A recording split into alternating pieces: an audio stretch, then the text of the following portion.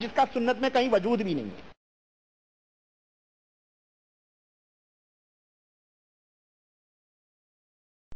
بسم اللہ الرحمن الرحیم۔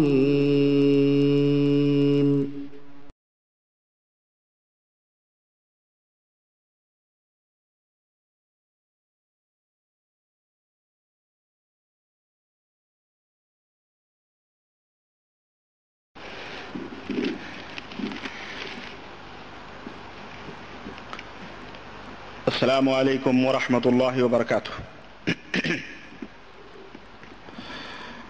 الحمد للہ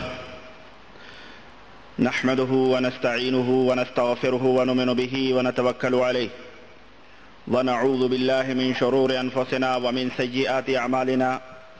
من يهده الله فلا مضل له ومن يضلله فلا هادي له ونشهد ان لا اله الا الله ونشهد أن محمدا عبده ورسوله أما بعد فإن خير الحديث كتاب الله وخير الهدي هدي محمد صلى الله عليه وسلم وشر الأمور محدثاتها وكل محدثة بدعة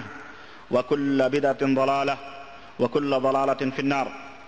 قال الله تبارك وتعالى في كلامه المجيد: أعوذ بالله السميع العليم من الشيطان الرجيم. بسم الله الرحمن الرحيم. إن أريد إلا الإصلاح ما استطعت وما توفيقي إلا بالله وعليه توكلت وإليه أنيب. اللهم صل على محمد وعلى آل محمد كما صليت على إبراهيم وعلى آل إبراهيم إنك حميد مجيد. اللهم بارك على محمد وعلى آل محمد كما باركت على إبراهيم وعلى آل إبراهيم إنك حميد مجيد. تمام قسم کی حمد و ثنا اس اللہ وحدہ لا شریک کے لیے لائق و زیبہ ہے جس نے ہمیں اور آپ کو پیدا فرمایا۔ درود و سلام اس ذات مبارکہ مقدسہ پر جو ساری کائنات کے لیے رشد و ہدایت بن کر کے تشریف لائے۔ انداز بیاں گرچہ بہت شوق نہیں ہے، انداز بیاں گرچہ بہت شوق نہیں ہے، شاید کہ اتر جائے تیرے دل میں میری بات۔ پھول کی پتی سے کٹ سکتا ہے ہیرے کا جگر، پھول کی پتی سے کٹ سکتا ہے ہیرے کا جگر، مرد ناداں پہ کلام نرم و نازک بے اثر۔ معزز سامعین کرام، عزیزان ملت اسلامیہ، نوجوان دوستو، بزرگوں اور بھائیوں، پچھلے لیکچر کے حوالے سے میں بلا کسی تمہید کے آج اپنے موضوع کی ابتدا کر رہا ہوں، اور چونکہ آج اس ہال میں انشاءاللہ 2 پروگرام ہونے ہیں۔ ایک پروگرام جو ہمیشہ چل رہا تھا اردو کا، اس کے بعد میں انشاءاللہ کیرلا زبان میں پروگرام ہوگا جس میں ہندوستان کے مائع ناز اور قابل احترام عالم اور قابل عزت شخصیت اور نہایت ہی بزرگ شخصیت شیخ عمر احمد مالاباری حفظہ اللہ جو ہندوستان سے تشریف لائے ہیں، ان کا بصیرت افروز بیان ہوگا کیرلا زبان میں۔ اس لیے آج کا یہ میرا بیان انشاءاللہ نہایت ہی مختصر ہوگا، اور میں تقریباً 9:30 بجے تک اپنے پروگرام کو ختم کر دینا چاہتا ہوں۔ آپ حضرات سے درخواست ہے کہ آپ نہایت ہی سکون و اطمینان سے تشریف رکھیں، اور جیسا کہ آپ کو یہ بھی معلوم ہو چکا ہے کہ آج کے اس پروگرام میں میرا موضوع وہی پرانا ہے جس پہ میں نے پچھلے ہفتے تقریر کیا تھا، اور وہ ہے صوفیہ کے تعلق سے۔ حسب وعدہ میں نے پچھلے لیکچر میں یہ وعدہ کیا تھا کہ انشاءاللہ پچھلے زمانے کے جو صوفیہ گزرے ہیں ان صوفیوں کی باتیں تو ہم بعد میں مزید بیان کریں گے، آئیے کچھ اپنے ملکوں کے صوفیوں کی کچھ باتیں کریں۔ اور ہمارے ملکوں میں جنہیں اللہ کا مقام دیا گیا اور جن کی قبروں کو زیب و آرائش اور زیب و زینت دے کر کے جاہل عوام کو دھوکہ دیا جاتا ہے، اور لوگوں کے اندر شرک و کفر کو، بدعت و خرافات کو نہایت ہی تیزی کے ساتھ پھیلایا جاتا ہے، کبھی ان کی کرامتوں کے حوالے سے گفتگو ہوتی ہے تو کبھی ان کے اخلاق کے حوالے سے گفتگو ہوتی ہے، کبھی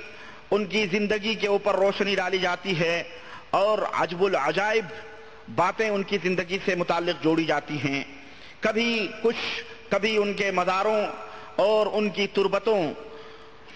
سے لوگوں کو فیضیاب ہونے کی اور لوگوں کو مستفید ہونے کی دعوت دی جاتی ہے، تو کبھی کچھ غرض جتنے منہ اتنی باتیں۔ لیکن اگر ان تمام کہنے والے اور بیان کرنے والے اور لکھنے والے لوگوں سے اگر آپ دریافت کریں اور پوچھیں کہ جناب عالی ہمیں ایک بات بتلائیں کہ جن بزرگوں کی کرامتیں آپ بیان کرتے ہیں اپنی تقریروں میں اور جن کے مزارات اور تربتوں کے حوالے سے آپ لوگوں کو دعوت دیتے ہیں، ہمیں یہ بتلائیں کہ ان کی یہ کرامتیں کیا یہ مبنی بر حقیقت ہیں، کیا یہ درست ہیں، اس کی سند کیا ہے، اس کے حوالے کیا ہیں؟ تو یقین جانیں آپ دیکھیں گے کہ وہ ادھر ادھر کی باتیں کرنا شروع کریں گے اور اپنی بغلیں جھانکنے لگیں گے۔ کوئی سند ان کرامتوں کی نہیں ہے۔ ہمیں یہ الزام دیا جاتا ہے، ہمارے اوپر یہ تہمت لگائی جاتی ہے کہ یہ بزرگوں کو نہیں مانتے، یہ اولیاء کرام کی عزتوں اور حرمت کو پامال کرتے ہیں، یہ بزرگان دین کے گستاخ ہیں، اور یہی نہیں بلکہ مدنی تاجدار جناب محمد الرسول اللہ صلی اللہ علیہ وسلم کی شان میں یہ گستاخی کرتے ہیں۔ یہ ایک ایسا الزام ہے، ایک ایسا بہتان ہے جو انشاءاللہ اس دنیا کے اندر تو کھل ہی رہا ہے، قیامت کے دن بھی انشاءاللہ اللہ کے سامنے ہمیں کھڑا ہونا ہے اور انشاءاللہ انہیں بھی کھڑا ہونا پڑے گا، اور پھر اللہ رب العزت وہاں فیصلہ فرمائے گا۔ ہم بزرگوں کی قدر و قیمت کرتے ہیں یا نہیں کرتے ہیں، ان کی عزت و احترام ہمارے دلوں میں ہے یا نہیں ہے، یہ تو اللہ ہی بہتر جانتا ہے، لیکن عوام الناس کی معلومات کے لیے ہم بباغِ دہل یہ اعلان کرتے ہیں کہ دوست، ہمارا ایمان اور ہمارا عقیدہ بزرگوں، صالحین اور ان کی کرامتوں کے اوپر ہے، لیکن وہ بزرگ جس کو تم نے وہ بزرگ بنایا ہوا ہے، وہ اولیاء جنہیں تم نے اولیاء کا نام دیا ہوا ہے، وہ مزاریں جن کی تم پرستش اور عبادت کرتے ہو، وہ درگاہیں جن کے سامنے تم جبیں سائیاں کرتے ہو، جن کی چوکھٹوں کو تم چاٹتے ہو، جن کی خاک کو تم خاک شفا سمجھتے ہو، اور جن کی کرامتیں تم لوگوں کو بیان کرتے ہو، اس میں کوئی رنگیلے شاہ ہے، کوئی ہرے شاہ ہیں، کوئی پیلے شاہ ہیں، کوئی جو ہے برہنہ شاہ ہیں، کوئی کتے شاہ ہیں، کوئی بلی شاہ ہیں، کوئی کبوتر شاہ ہیں، کوئی کھوتے شاہ ہیں، کہیں گھوڑوں کی پوجا ہوتی ہے، کہیں درختوں کی عبادت ہوتی ہے، کہیں بلیوں کے تربتوں کو خاک شفا سمجھا جاتا ہے، کہیں کچھ۔ ہمیں یقیناً ایسے اولیاء کرام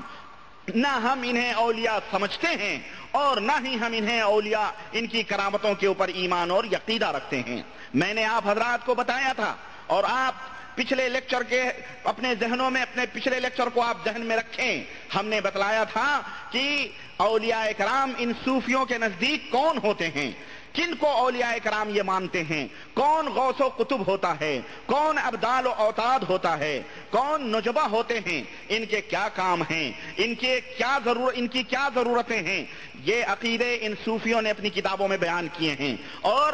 صوفیوں کے ایجنٹ اپنے آپ کو فقیہ ملت، مفکر ملت، غازی ملت، شیخ الاسلام اور نہ جانے کیا ان القاب سے ان بیچارے عوام کو گمراہ کرتے ہیں، اور جب و دستار کی آڑ میں لوگوں کے ایمان کے اوپر ڈانکے ڈالتے ہیں اور ان کی جیبیں خالی کرتے ہیں۔ کہیں نذرانے وصول ہو رہے ہیں، کہیں ہدیے جا رہے ہیں، کہیں تبرک کے نام پہ لوٹا جا رہا ہے، کہیں دیکھیں آپ ذرا مزاروں کا جائزہ لیں، ہر جگہ بکس بنے ہوئے ہیں، ہر جگہ ڈبے رکھے ہوئے ہیں، یہاں فلانے بزرگ کی نیاز ہو رہی ہے، یہاں فلانے حضرت کے نام کے نذرانے ڈالو۔ اگر آپ کی جیب پیسوں سے بھری ہے، اللہ کی قسم آپ سیڑھیوں پہ چڑھتے چڑھتے مزار تک پہنچیں گے اور واپس آتے آتے آپ کی جیبیں خالی ہو جائیں گی۔ اگر آپ نے کچھ نہیں دیا تو آپ